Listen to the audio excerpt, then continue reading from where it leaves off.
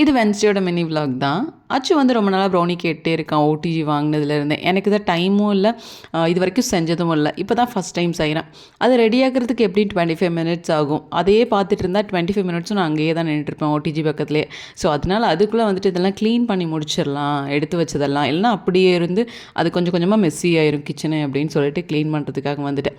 So clean பண்ணி முடித்த உடனே ப்ரௌனியும் அந்த பக்கம் ரெடி ஆகிடுச்சு. எக்ஸ்பெக்ட் பண்ணதோட ரொம்பவே சூப்பராக இருந்தது. நல்ல ஒரு ப்ரௌனி ஸ்ட்ரக்சர்லேயே இருந்தது, டேஸ்ட்டும் அல்டிமேட்டாக இருந்தது. குறிப்பாக இது வந்து எக்லெஸ், அதுதான் இதில் மெயின் பாயிண்ட்டு. ஏன்னா நான் வந்து வெஜிடேரியனாக இருக்கனால இப்போ கொஞ்ச நாள், ஸோ நான் எக்லெஸ்ஸாக தான் செஞ்சேன். ரொம்பவே சூப்பராக இருந்தது. சேம் வந்து எக் ஆட் பண்ணால் எப்படி பண்ணுவாங்களோ அதே மாதிரி தான் இருந்துச்சு. டேஸ்ட்டும் சூப்பராக இருந்தது. அச்சுக்கு சர்ப்ரைஸாக எடுத்து வச்சுருக்கேன், அச்சுக்கும் ஹஸ்பண்ட்க்கும்.